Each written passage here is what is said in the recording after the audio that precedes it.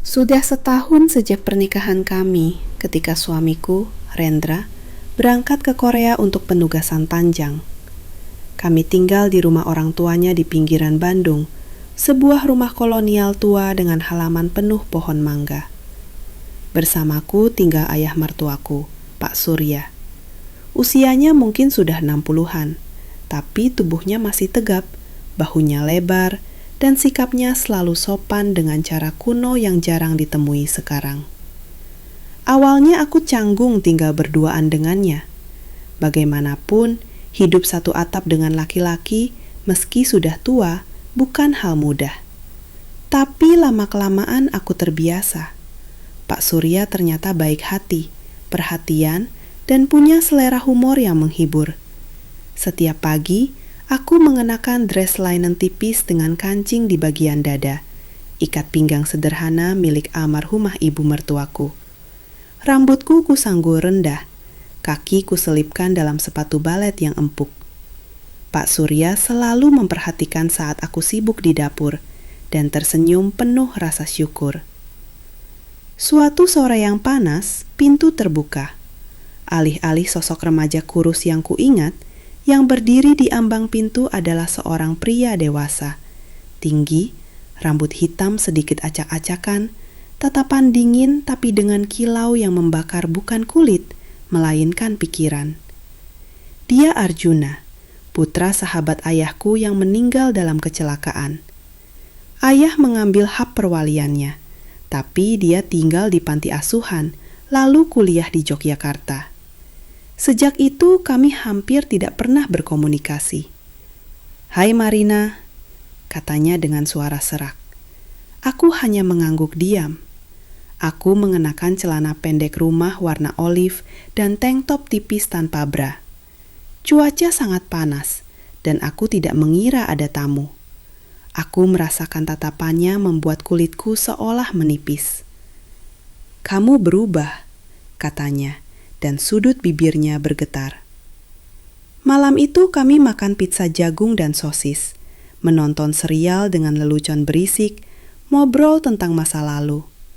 Dia bertanya siapa dari teman sekelas kami yang sekarang di Malaysia, siapa yang di Singapura, dan tertawa singkat seperti tidak sungguhan. Lalu datang keheningan yang membuat setiap tatapan terasa seperti sentuhan. Ketika dia pergi tidur, aku tetap di sofa di kamarku. Aku hanya mengenakan celana pendek. Aku memeluk bantal, berusaha tidur, tapi tubuhku seperti tidak patuh. Jendela sedikit terbuka, dan udara dipenuhi aroma rumput yang baru dipotong dan asap dari tetangga yang sedang memanggang sate. "Marina," suaranya terdengar dari koridor. Aku tersentak. Dia berdiri bertelanjang kaki dengan celana katun terang. Rambutnya acak-acakan. "Kamu belum tidur?" "Belum terlalu," jawabku dan merapikan tank top, menutupi dadaku. Kami pergi ke dapur. Lampu di atas meja berkedip, lalu menyala redup.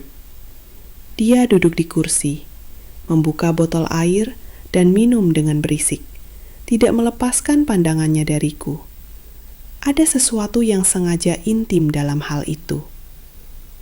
"Ingat, waktu kecil kamu pernah naik ke tempat tidurku saat ada petir," katanya tiba-tiba. "Kamu waktu itu berbau sabun dan apel." Dia bangkit, mendekat. Jari-jarinya menyentuh bahuku. Aku tidak menjauh. Dia perlahan mengusap leherku, berhenti di liontin pada rantai tipis, yang sama yang kupakai sejak wisuda SMA.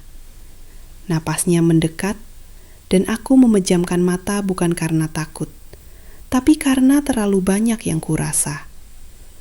Ketika dia memelukku dari belakang, aku merasakan semuanya sekaligus. Aroma tembakau, perjalanan, dan sesuatu yang sudah lama tidak ada di rumah ini. Laki-laki. Bibirnya menyentuh bahuku, dan aku menghela napas. Ini bukan ciuman, ini adalah izin. Malam itu aneh dan sunyi. Tidak ada kata-kata, tidak ada gerakan tiba-tiba, hanya ketegangan yang mengental di udara. Dia pergi ke kamarnya, aku ke kamarku. Tapi apakah kami tidur? Aku pasti tidak. Seluruh tubuhku seperti bergetar. Selimut membakar kulit. Aku melepaskannya dan berbaring hanya dengan celana pendek. Lama. Pagi terasa lengket. Aku keluar ke dapur dengan kemeja tidur warna mint tanpa pakaian dalam. Dia sudah duduk di meja, minum kopi, seolah tidak terjadi apa-apa, mengangkat mata dan tersenyum. Canggung. Aku merasakan semuanya menyala lagi di dalam.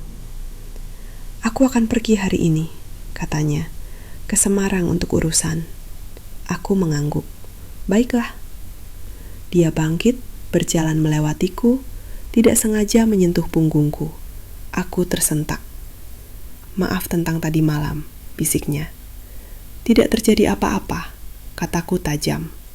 Dia menyeringai, tapi ada terlalu banyak pengertian dalam seringaiannya. Lalu langkah kaki, pintu, dan keheningan. 3 hari berlalu, lalu 4. Tubuhku seperti menjadi organisme terpisah. Tidak ada pakaian dalam yang nyaman. Semuanya menggores. Mimpi-mimpi terasa lengket. Dalam setiap sentuhan udara, aku merasakan tangannya. Pada hari ke-6, aku pergi ke pusat kota. Aku mengenakan rok panjang dengan belahan tinggi, sandal dengan tali-tali, blus transparan dengan tank top warna nude di bawahnya. Aku berjalan di jalanan Bandung, seolah ingin menghapus diriku sendiri, tapi malah mencari. Di setiap wajah, di setiap tatapan, aku menangkap bayangannya. Keesokan harinya aku pergi ke salon di Jalan Cihampelas. Tante Sari, teman Mama, sudah bekerja di sana 10 tahun. Ceria, berisik, selalu dengan permen mint di mulut. Aku hanya tidak tahu harus kemana lagi. Di rumah dinding-dinding terasa menekan. Kamu lagi jatuh cinta atau baru kubur orang? Kata Tante Sari begitu aku masuk. Dan dalam kedua kasus itu, kamu perlu facial dan masker time. Aku duduk di kursi. Aku mengenakan dress tipis dengan tali bahu. Di bawahnya tidak ada apa-apa. Aku semakin sering keluar seperti ini, bukan karena menunggu seseorang, tapi karena aku merasa hidup, bebas. Udater menyentuh kulit, dan itu seperti pelukan. Aku hampir tertidur menghirup aroma chamomile dan herbal, ketika Tante Sari tiba-tiba berkata, "Arjuna, kamu kan datang ya sayang, dia sudah pergi."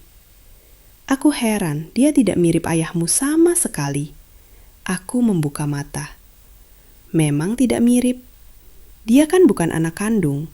Ayahmu cuma jadi wali karena persahabatan. Ibunya Arjuna meninggal. Ayahnya tewas dan ayahmu berjanji menjaga. Jadi dia membesarkannya seperti anak sendiri. Aku membeku. Di dalam seperti jiwa disiram air dingin. Aku tidak tahu. Tidak ada yang bilang sepatah kata pun. Sepanjang malam aku terdiam. Mengenakan kaos lama, rambut kusut, lampu tidak kuhidupkan.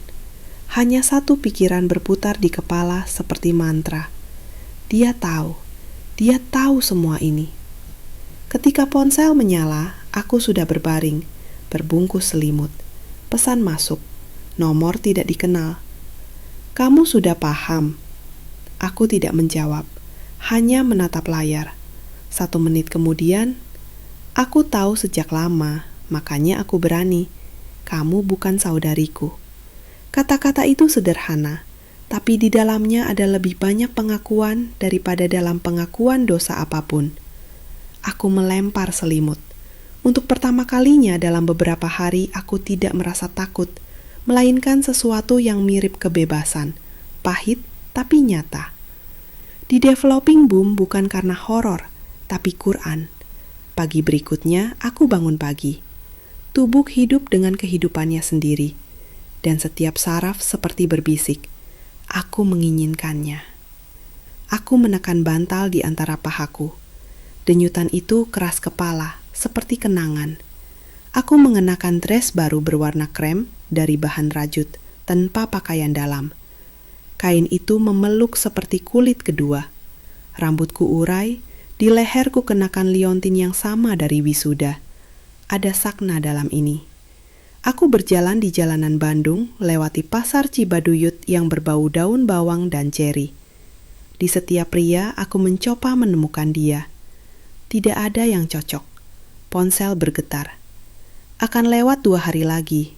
Kalau kamu mau, bilang temanmu menginap. Akon akan datang. Titik. Aku membaca pesan di taman dekat air mancur Dago. Tidak ada keraguan. Ini bukan undangan. Ini vonis pada keniscayaan. Di rumah aku membereskan kamar, mengganti spray, menyapu debu dari cermin. Mama bilang dia akan ke rumah tante di Garut. Aku mengangguk, tidak bertanya untuk berapa lama. Malam itu aku berdiri di depan cermin. Akin mengenakan baby down sutra pendek warna pink pudar, tanpa pakaian dalam, tanpa alasan. Ketika pukul 22.03 ada ketukan, aku tahu itu dia. Kubuka pintu. Arjuna berdiri di ambang dengan jeans, kaos, ransel di bahu, tapi yang utama, matanya. Tatapan itu menembus kain. Dia melangkah masuk, dan aku tanpa sepatah kata mengambil tangannya dan membawanya ke kamarku. Kami diam. Tidak ada penjelasan, tidak ada alasan, hanya nafas. Dia menutup pintu.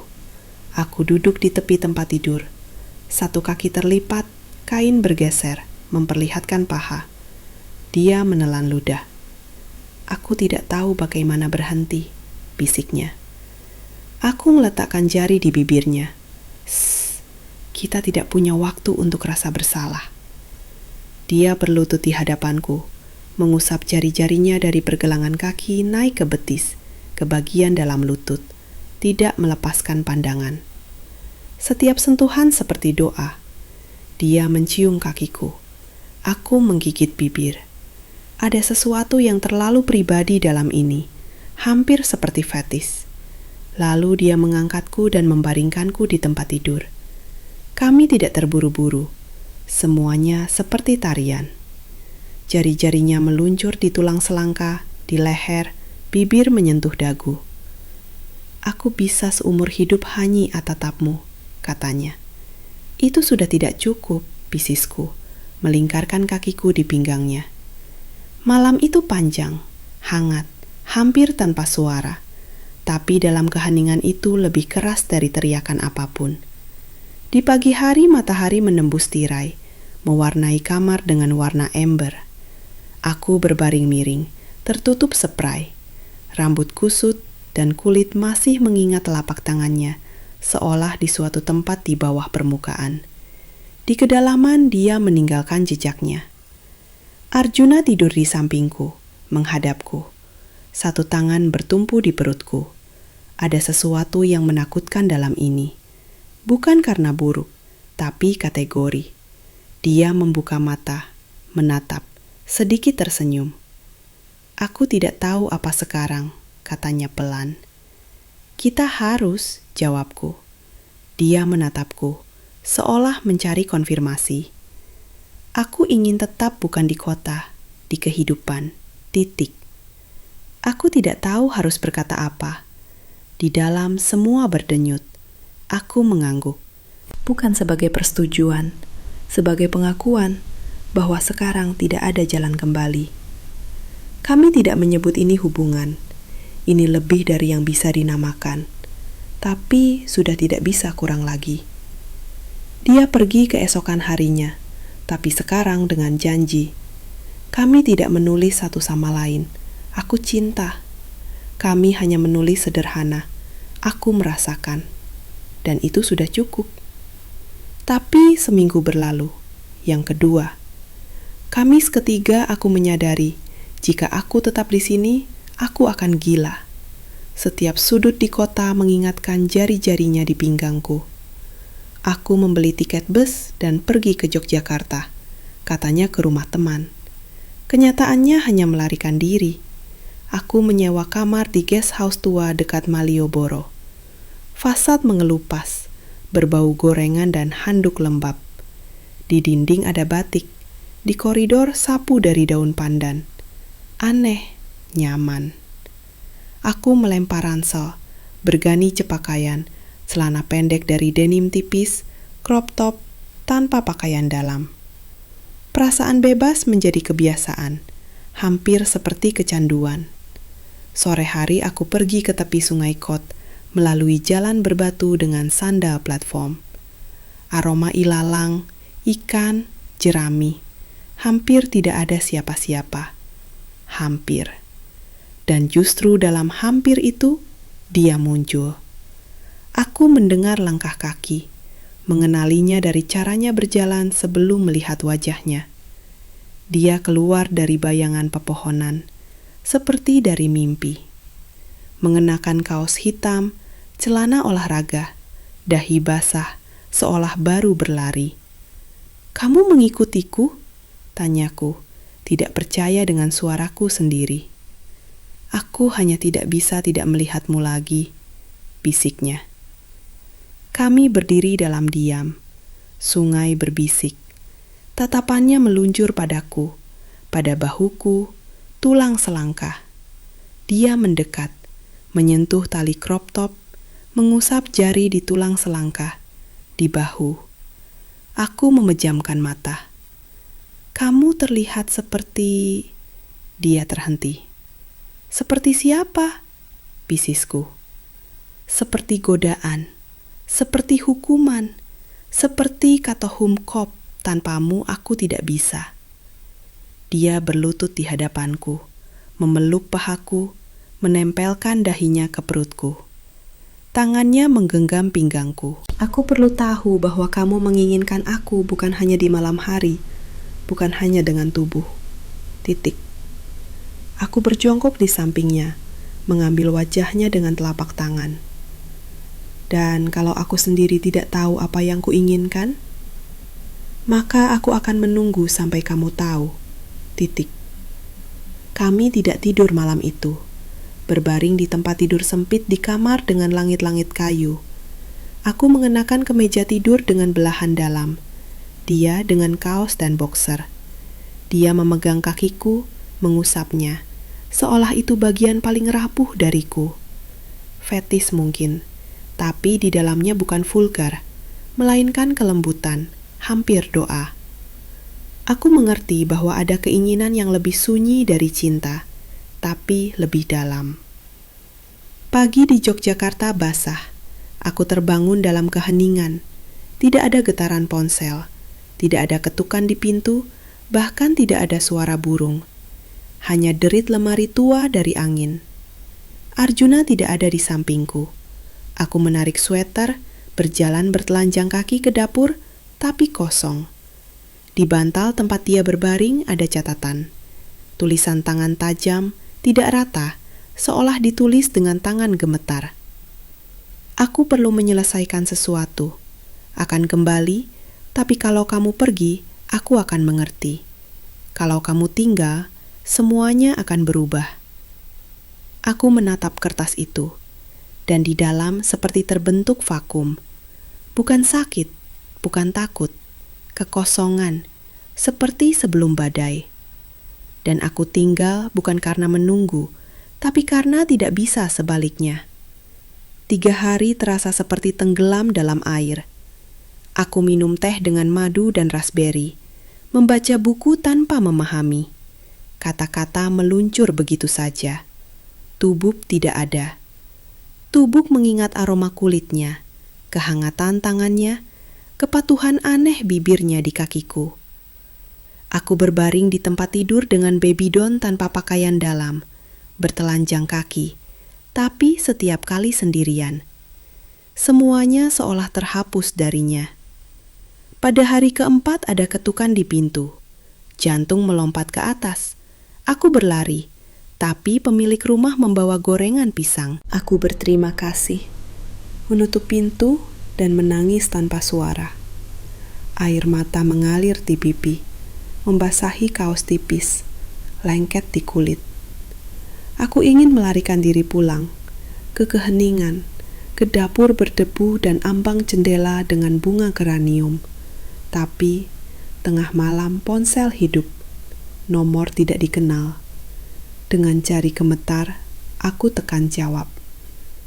"Kamu sendirian?" "Ya."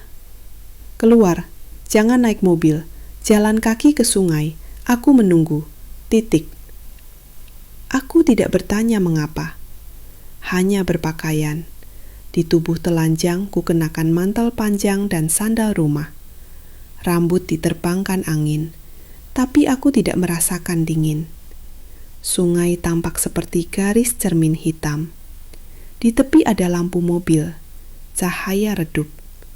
Arjuna berdiri di pasir. Bukan dia yang memelukku erat, tapi yang lain, lebih kuat, lebih tegas. Dia menatapku, melangkah lebih dekat. Aku bicara dengan ayah, ceritakan semua. Dia bilang dia tahu. Dia melihat ini dalam diri kami dulu, dan diam. Titik. Aku membeku. Dia tidak akan bilang apa-apa, tapi minta pikirkan tentang masyarakat, tentang keluarga, tentang bagaimana ini terlihat dari luar. Aku diam. Sungai berderu. Aku tidak bisa hidup setengah-setengah, Marina. Atau kita sungguhan, atau ini permainan, fantasi, musim panas di kulit. Aku melangkah lebih dekat. Suaranya menusukku, seperti pancuran es. "Kamu pikir ini permainan bagiku?" Suara bergetar. "Kamu pikir ini mudah bagiku? Bahwa tidak menakutkan? Aku melawan semua yang kupikir benar." Dia berdiri, seolah tidak bernapas.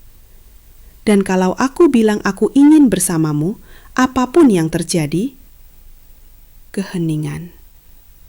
"Maka aku tidak peduli siapa yang berpikir apa." Dia menghela napas. Aku mendekat padanya. Kami berdiri diam. Sungai berderu. Bulan menggantung di atas kami, seperti mata buta yang asing. 2 hari kemudian aku pulang. Semuanya sama. Taplak dengan bunga matahari, debu di ambang jendela, cangkir dengan tulisan pudar, Bali 2010. Tapi aku sudah berbeda. Mama duduk di dapur, membatar majalah. Aku duduk di seberangnya. Rambut terurai, aku mengenakan turtleneck tipis tanpa bra, jeans di pinggul. Aku sengaja merasakan diriku sendiri. "Nah, bagaimana, istirahat?" tanyanya. "Baik," jawabku. Jeda. "Kamu berubah?" Titik. Aku menatapnya. "Mama tahu kan kalau Arjuna bukan kakakku?" Dia menatap ke jendela, lama. "Tahu, tapi kupikir kamu tidak perlu tahu itu." Jantung berdebar di telinga. "Dan mama pikir aku melakukan sesuatu yang salah." "Marina sayang, tidak ada yang akan tanya apakah ini benar atau salah. Semua akan menatap, berbisik, lalu melupakan. Tapi kamu harus hidup dengan ini, dengannya kalau bisa." Titik. Aku mengangguk. "Bisa." Titik. Malam itu aku mengemas barang. Koper kecil, dokumen, charger. Aku mengenakan dress hitam ketat dengan punggung terbuka dan sepatu bot tinggi tanpa pakaian dalam. Ini simbolis. Pergi telanjang menghadapi kehidupan baru. Arjuna menunggu di depan apartemen. Kami pergi ke Surabaya. Dia menyewa apartemen di gedung baru. Langit-langit tinggi, dinding kosong, bau cat. Tidak ada yang kenal kami, tidak ada yang menghakimi. Tapi keesokan harinya aku menerima pesan anonim. "Kami tahu siapa kalian satu sama lain. Kotoran akan tetap mengapung." Aku tunjukkan pada Arjuna. Dia lama menatap ponselku, lalu padaku. "Dan kamu yakin ini akhirnya?" Aku tidak tahu harus menjawab apa, karena untuk pertama kalinya aku benar-benar tidak tahu. Kami mencoba hidup seperti biasa. Sarapan bubur, pergi ke Carrefour untuk susu, malam menonton serial di mana semua punya keluarga normal, dan tetangga membawa kue bolu. Di Surabaya musim hujan datang cepat. Angin meniup dedaunan dari pohon trembesi. Aspal berkilau dari hujan pagi. Tapi tidak ada yang biasa. Setiap kali aku merasakan tatapan, aku merasa mereka tahu. Dia memegang tanganku terlalu erat. Aku menatap matanya terlalu terbuka. Aku berusaha netral, mengenakan mantel abu-abu, menyembunyikan dada di balik sweater, rafut di bawah hoodie. Tapi semua ini seperti kostum kehidupan orang lain. Arjuna diam. Dia kerja remote, proyek dengan perusahaan Malaysia, gambar teknik. Aku duduk di jendela dan menulis buku harian. Di dalamnya ada segalanya, kecuali satu kata, cinta. Karena kami takut padanya, seperti dosa di gereja. Minggu keempat aku bangun tengah malam. Spray dingin, dia tidak ada. Aku keluar ke dapur. Dia duduk di meja, hanya dengan celana, menatap kegelapan. Cangkir kopi dingin di sampingnya. Aku datang dari belakang, memeluk. Dia tidak tersentak, hanya berkata pelan. Aku tidak bisa kalau kamu mulai menyesal. Menyesal. Aku memeluknya lebih erat. Kamu satu-satunya tempat di mana aku tidak takut. Dia berbalik dan memelukku. Kulitnya hangat, kasar, seperti biasa setelah tidur. Dia menatap langsung, rakus, seolah mencari konfirmasi dalam diriku bahwa aku masih di sini.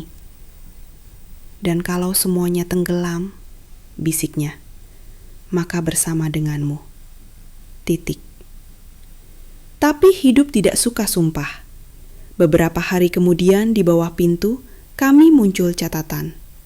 Kertas terlipat, sobek dari buku. Tulisan tangan tajam.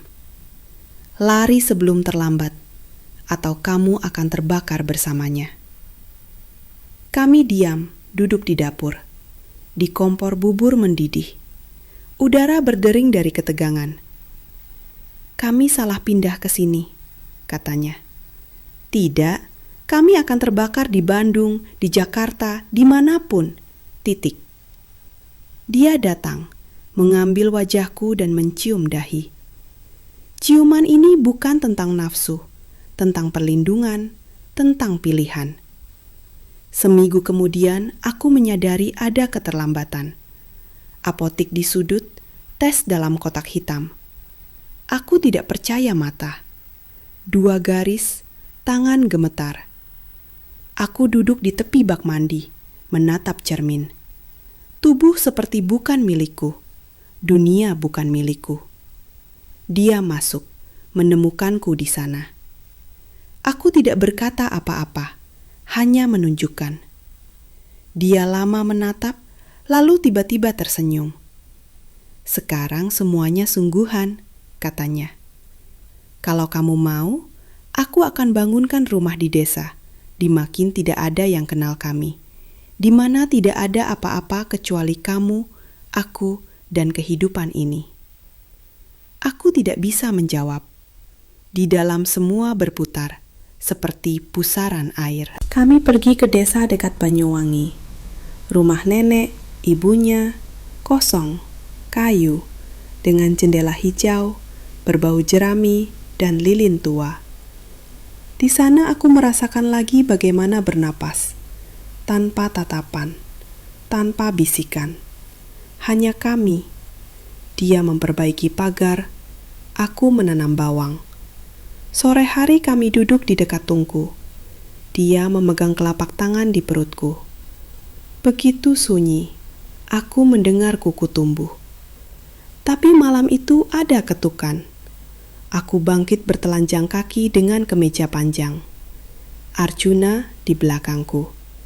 Di teras berdiri ayah. Diam, hanya menatap. Kalian pikir dengan memotong diri dari dunia, kalian menyelesaikan semuanya? Suaranya pelan, menakutkan tenang. Kalian pikir dunia tidak akan menemukan kalian? Kami tidak mencuri apa-apa, Pak, kata Arjuna. Kalian mencuri nama, status, keluarga, kehormatanku. Kamu bagiku seperti anak, dia seperti anak. Anak. Aku tidak bisa bernapas.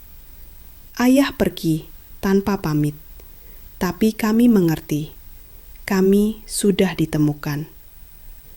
3 hari kemudian desas-desus menyebar di desa, bahwa kami bukan seperti yang kami katakan, bahwa ada sesuatu yang salah antara kami, bahwa kami kakak beradik. Nama palsu di KTP Arjuna. Tetangga melihat kami berciuman, dan suatu hari di gerbang muncul mobil tanpa plat nomor. Arjuna keluar. Aku mengintip dari jendela. Dia berbicara dengan seseorang, lalu kembali. Wajahnya pucat. Kemas barangmu. Kita tidak bisa tinggal. Kalau tidak, seseorang akan melakukannya untuk kita. Aku mengemas tas. Aku mengenakan dres hitam ketat dan selendang tipis di bahu. Di bawahnya tidak ada apa-apa. Aku ingin kalau hidup ini berakhir, maka dengan sesuatu yang mengingatkan pada kebebasan. Di tikungan keluar desa aku melihat di kaca spion. Di tepi jalan berdiri gadis kecil, bertelanjang kaki dengan boneka. Dia menatap langsung ke mobil tanpa takut. Arjuna, kataku, menurutmu kita lari? Dia menatapku. Tidak, kita tempat di mana cinta tidak dianggap kesalahan. Kami mengemudi tanpa tujuan, melewati Probolinggo, Pasuruan, lalu ke pegunungan. Kabut tebal, jalan sempit, pohon pinus menjulang seperti dinding. Kami berhenti di sebuah warung kecil di lereng Gunung Bromo. Pemiliknya seorang wanita tua bernama Bu Siti, dengan wajah keriput tapi mata yang hangat. Kalian berdua lari dari apa? Tanyanya sambil menuangkan teh jahe. Aku dan Arjuna saling pandang. Dari masa lalu, jawab Arjuna. Bu Siti mengangguk seolah mengerti. Di sini banyak orang seperti kalian. Gunung tidak menghakimi. Kami menyewa kamar di rumahnya. Kecil, dengan kasur tipis di lantai. Jendela menghadap jurang. Udara dingin menggigit kulit. Aku mengenakan sweater besar milik Arjuna, celana training, tapi di bawahnya tetap tidak ada apa-apa. Kebiasaan yang sudah jadi bagian dari diriku. Malam pertama kami berbaring berdekatan, mendengar suara angin, dan sesekali gonggongan anjing liar. Arjuna memelukku dari belakang. Tangannya bertumpu di perutku yang mulai sedikit membesar. Apa kita akan terus lari? Bisikku. Sampai kapan? Dia diam lama. Sampai kita menemukan tempat yang tidak peduli dari mana kita berasal. Pagi hari aku bangun dengan mual. Aku berlari ke kamar mandi kecil, muntah keras. Arjuna memegang rambutku, mengusap punggungku. Maaf, kataku. Untuk apa? Karena membawamu ke dalam semua ini. Dia mengangkat daguku, memaksaku menatap matanya. Kamu tidak membawa aku kemana-mana. Aku yang memilih. Setiap hari aku memilih. Kami tenggar di sana seminggu. Aku membantu Bu Siti memasak, membuat tempe goreng, sayur lodeh, sambil Arjuna membantu memperbaiki atap yang bocor. Malam hari kami duduk di beranda kayu, melihat bintang yang begitu banyak hingga langit tampak putih. Kamu tahu, kata Bu Siti suatu malam sambil merajut. Dulu saya juga punya rahasia. Suami saya bukan orang Jawa, tapi orang Tionghoa. Keluarga kami berdua menentang. Kami tarik ke sini tahun 1965 saat kerusuhan. Dia meninggal 10 tahun lalu. Tapi aku tidak nyesal. Aku menatapnya, merasakan air mata menggenang. Dan masyarakat? Masyarakat akhirnya lupa. Mereka selalu lupa.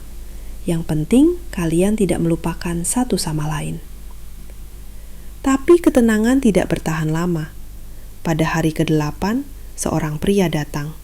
Tinggi, berkacamata, membawa kamera. Dia bilang dia jurnalis dari Surabaya, menulis tentang kasus kontroversial pasangan yang diduga kakak adik. Arjuna langsung berdiri. Kami tidak ada hubungannya dengan kasus apapun. Pergi. Tapi publik berhak tahu, kata pria itu sambil mengambil foto. Arjuna merebut kameranya, hampir memukul, tapi aku menahannya. Jangan, dia cuma cari sensasi. Pria itu pergi dengan ancaman akan mempublikasikan kebenaran. Malam itu kami duduk dalam gelap, tidak menyalakan lampu, tidak bicara, hanya memeluk. Kita harus pindah lagi, kata Arjuna. Suaranya lelah. Tapi kemana? Kita tidak bisa lari selamanya. Aku menarik napas dalam. Mungkin kita tidak perlu lari. Mungkin kita harus menghadapi. Dia menatapku seolah aku gila. Menghadapi bagaimana? Mereka akan menghancurkan kita. Atau kita yang menghancurkan narasi mereka dengan kebenaran. Keesokan harinya kami turun gunung. Aku mengenakan dress midi berwarna navy, kardigan krem, rambut diikat kuncir kuda. Berusaha terlihat sederhana, normal. Kami teksju kantor notaris di Malang. Arjuna mengeluarkan semua dokumen, akta kelahiran, surat kematian orang tuanya, surat perwalian dari ayahku. Notaris, seorang wanita parubaya bernama Ibu Ratna, berkaca dengan teliti. Jadi kalian memang tidak ada hubungan darah, katanya pelan. Kenapa tidak dari dulu menjelaskan ini? Karena kami takut tidak ada yang mau mendengar, jawabku. Orang lebih suka cerita skandal daripada kebenaran. Ibu Ratna mengangguk. Saya akan buatkan surat pernyataan resmi, tapi ini tidak akan menghentikan gosip. Kami tahu, tapi setidaknya kami punya bukti legal. Kami keluar dari kantor dengan selembar kertas yang terasa berat seperti batu. Di kafe seberang jalan, kami duduk tanpa memesan apa-apa. Hanya menatap jalanan basah setelah hujan siang. Ponselku berdering. Mama. Aku ragu, lalu angkat. Marina, kamu di mana? Sudah beredar foto kalian di media sosial. Orang-orang menghubungiku. Maaf, Ma. Jangan minta maaf. Pulang, kita hadapi bersama. Aku menatap Arjuna. Dia mengangguk. Kita pulang. Perjalanan kembali ke Bandung terasa paling panjang dalam hidupku. Di mobil, aku memegang tangan Arjuna erat-erat. Aku mengenakan jaket hoodie besar, jeans robek, sepatu kets. Pakaian paling kasual yang kupunya, seolah mencoba menghilang. Tapi ketika kami sampai di rumah, di depan sudah berkumpul tetangga. Tidak banyak, tapi cukup untuk membuat perutku mual. Mama berdiri di teras, tegak, dengan tatapan keras. Masuk, katanya. Kami masuk, pintu ditutup. Di ruang tamu duduk Pak Surya, ayah Arjuna yang sudah menganggapnya seperti anak sendiri. Wajahnya lelah. Kalian membuat keputusan yang sulit, katanya. Tapi keputusan sudah dibuat. Sekarang kalian harus hidup dengannya. Dan kami, dia melirik Mama, akan berdiri di samping kalian. Karena kalian keluarga. Air mataku tumpah. Untuk pertama kalinya dalam berbulan-bulan, aku merasakan lega. Bukan karena masalah selesai, tapi caring tidak. Tapi malam itu, Ketika semua sudah tidur, aku bangun dengan kram perut yang tajam. Aku berteriak. Arjuna terbangun, panik, darah di spray. Kami bergegas ke rumah sakit. Lampu neon menyilaukan, bau antiseptik menyengat. Dokter memeriksa, wajahnya serius. Anda mengalami keguguran terancam, perlu istirahat total. Aku berbaring di ranjang rumah sakit. Tangan Arjuna menggenggam tanganku. Maafkan aku, bisisku. Ini salahku, terlalu banyak stres. Shh, ini bukan salah siapa-siapa. Tapi aku melihat rasa sakit di matanya, dan aku tahu ini baru awal dari ujian yang sebenarnya. Tiging hari aku berbaring di rumah sakit. Ruangan putih steril, aroma obat-obatan, suara mesin yang berdenyut pelan. Arjuna tidak pernah meninggalkanku. Tidur di kursi lipat, memegang tanganku bahkan saat tertidur. Aku mengenakan gaun rumah sakit biru pucat yang terlalu besar. Rambut kusut, wajah tanpa riasan. Aku merasa rapuh untuk pertama kalinya. Dokter masuk di pagi hari ketiga. Dokter Kartika, wanita tegas dengan kacamata tebal. Kondisi stabil, tapi Anda harus sangat hati-hati. Tidak boleh ada stres sama sekali. Ini kehamilan berisiko tinggi. Bisakah saya pulang? Tanyaku. Dia menimbang. Bisa, tapi dengan syarat istirahat total. Tidak boleh bepergian, tidak boleh emosi. Aku melirik Arjuna. Bagaimana mungkin tidak ada emosi ketika hidup kami adalah emosi itu sendiri? Kami pulang sore itu. Mama menyiapkan kamar, spray bersih, bunga melati di meja, tirai yang menyaring cahaya matahari. Istirahat, jangan pikirkan apa-apa, katanya sambil mengecup dahiku. Tapi bagaimana bisa tidak memikirkan apa-apa ketika ponsel tidak berhenti berdering? Pesan dari nomor tak dikenal, foto kami yang diambil diam-diam, komentar-komentar kejam di media sosial. Mereka bilang kita aib keluarga, kataku sambil menatap layar. Arjuna merebut ponsel, mematikannya. Maka kita tidak akan membaca apa yang mereka katakan. Tapi malam itu, aku mendengar Arjuna berbicara di balkon. Suaranya parau.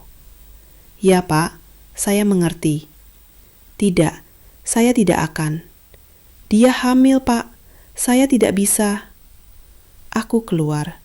Dia menutup ponsel dengan cepat, tapi wajahnya memberitahu segalanya. Siapa? Kantor. Mereka minta resign. Bilang skandal ini mempengaruhi reputasi perusahaan. Aku merasa dadaku sesak. Karena aku. Bukan karena kamu. Karena dunia yang tidak siap menerima cerita kita. Dia menarikku ke pelukannya.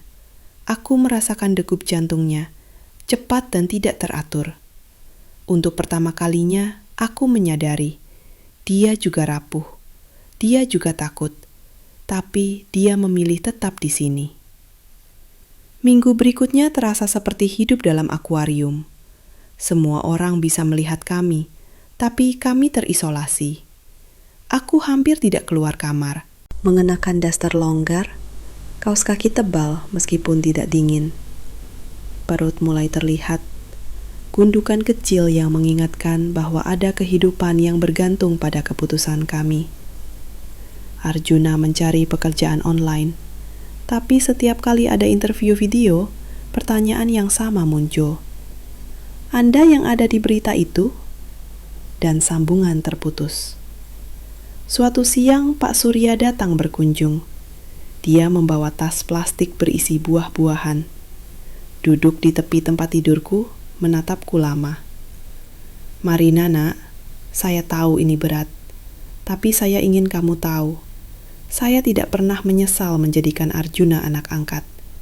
Dan saya tidak menyesal kalian menemukan satu sama lain. Aku tidak bisa menahan isak. Tapi Pak, kami menghancurkan semuanya. Nama keluarga, Reputasi.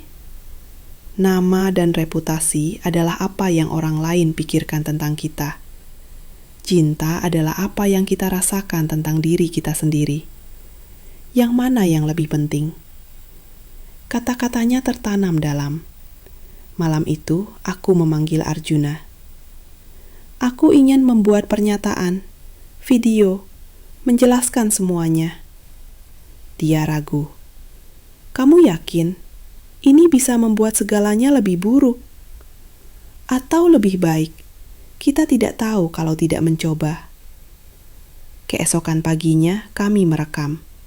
Aku duduk di kursi kayu, mengenakan blus putih sederhana, rambut diikat rendah. Arjuna di sampingku, tangan kami bertautan.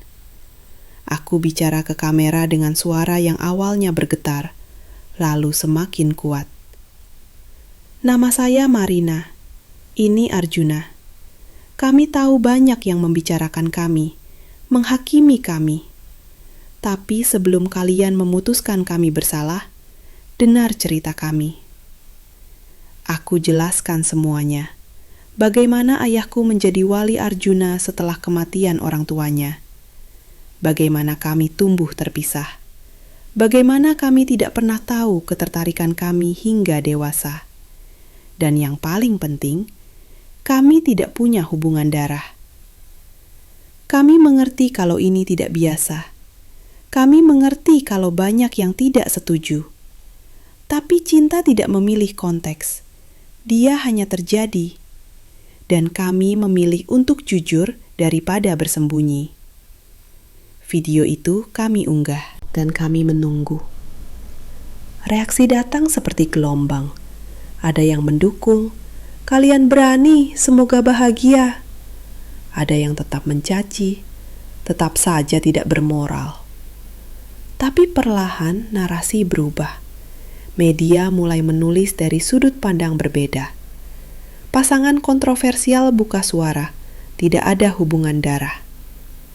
3 hari setelah video, aku menerima telepon dari seorang psikolog bernama Dr. Ananda. Saya tertarik dengan kasus Anda, bukan untuk menghakimi, tapi untuk memahami. Bolehkah saya mewawancarai kalian untuk penelitian? Kami setuju, dan perlahan dari wawancara itu, artikel akademis diterbitkan tentang attachment dalam keluarga non-biologis dan bagaimana masyarakat konstruksi norma.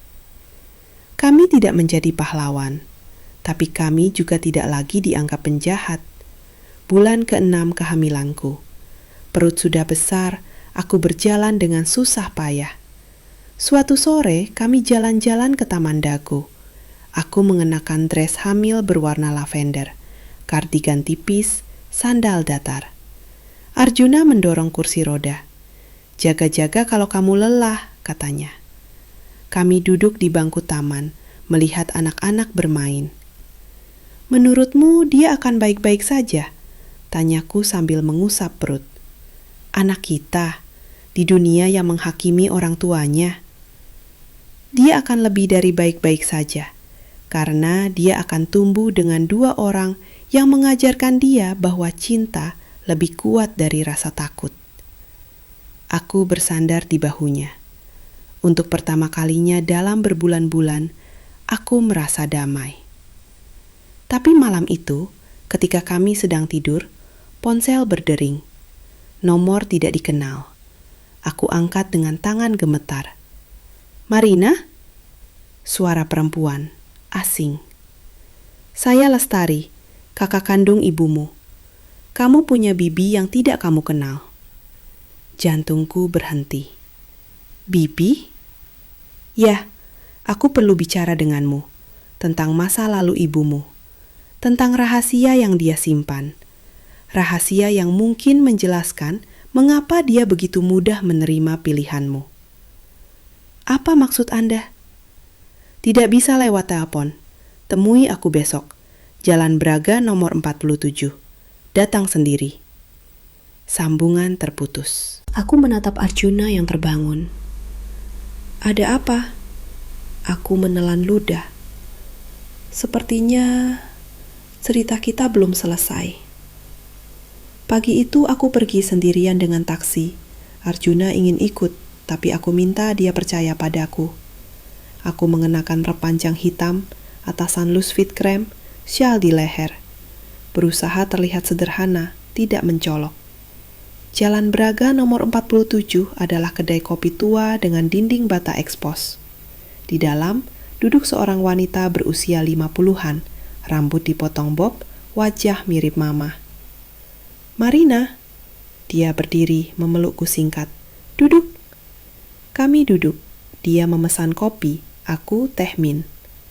"Aku tahu kamu bingung, tapi aku harus cerita ini sebelum terlambat." Dia menarik napas panjang. "Ibumu," dia juga pernah jatuh cinta dengan seseorang yang tidak seharusnya. Sepupunya sendiri. Mereka berpacaran diam-diam bertahun-tahun. Tapi akhirnya keluarga memisahkan mereka. Ibumu dipaksa menikah dengan ayahmu, perjodohan. Dia tidak pernah bahagia sepenuhnya. Aku terdiam. Dunia berputar. Kenapa Mama tidak pernah cerita? Karena dia malu. Karena dia kalah. Tapi ketika dia lihat kamu dan Arjuna, dia lihat dirinya.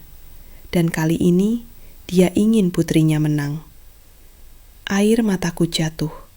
Semua masuk akal. Kenapa Mama begitu cepat menerima? Kenapa dia bilang, kamu harus hidup dengan pilihanmu? Aku pulang dengan hati penuh, menceritakan semuanya pada Arjuna. Kami berpelukan lama. "Jadi kita tidak sendirian," bisiknya. "Tidak pernah sendirian." 3 bulan kemudian aku melahirkan.